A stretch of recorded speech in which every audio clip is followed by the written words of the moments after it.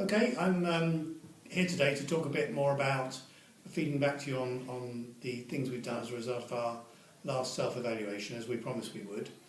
We said we wanted to make sure we have customers and people at the centre of what we do, and we've done a lot of work in the last few months to make sure that our call answering times have improved, and the number of abandoned calls has gone down. And I hope you will have experienced an improved service from the help desk, and we're very pleased with the progress we've made. But there's still more to be made because we want to be one of the best in class. We said we would make sure we had a sound and financially viable business. We're just going through a financial assessment with the housing regulator, the Welsh Government, at the moment, and that will be published in due course, probably in a few months' time, around December or January, and we'll let you know what the outcome of that is when we get it. We're just in the process of finalising negotiations with some banks to borrow up to about £30 million to build new homes in Torfaen. And again, that will show we've got a long-term future committed to improving the housing stock in the borough.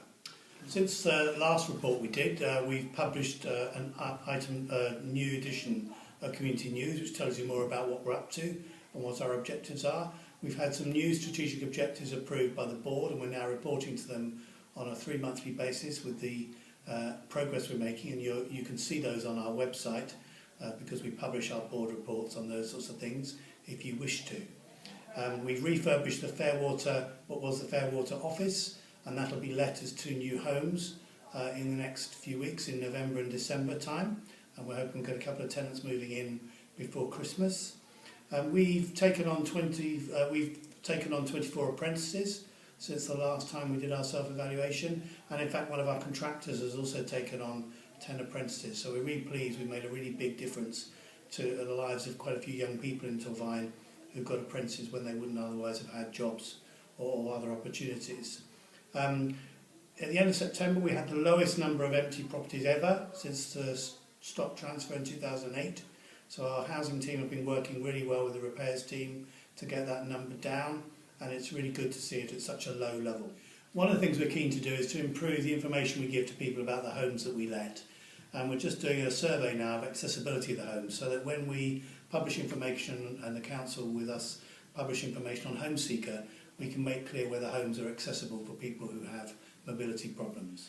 At the end of September, we're pleased to say, as well as having one of the lowest number of empty properties we've had since transfer, we also had the lowest loss of rental income in that period, 0.99%, when our target was 1.25%, so we're well beyond our target.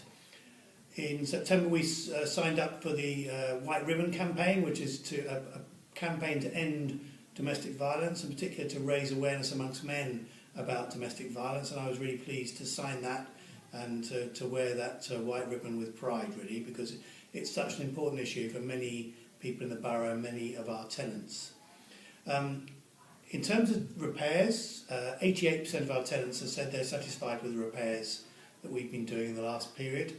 That's not as high as we want it to be, because our target is nearly 95%, so we're 7% or so below where we want to be. So we're making a really big effort to try and improve the level of satisfaction with our repairs, which is often not about how the repair is done or the attitude of the people doing it or how well they clean up.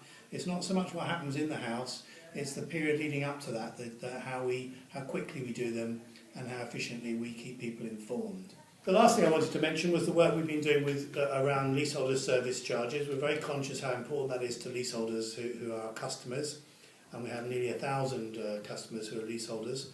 And we've got an internal leaseholder panel that reviews all the service charge, all the works that are going to lead to service charges for leaseholders, just to make sure that they're properly charged, that the costs are reasonable, that the contract process has worked properly, the consultation has been done properly, and then to make sure that the bills that are being charged to leaseholders genuinely reflect the proper costs that should be passed on.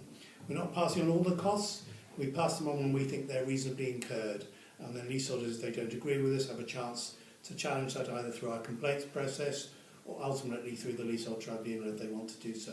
And we've had some very positive feedback from leaseholders about the process. It doesn't mean there are no charges, and it doesn't mean that it's not difficult to pay the charges for some cases, but we have a lot of different ways in which we help leaseholders to pay their charges.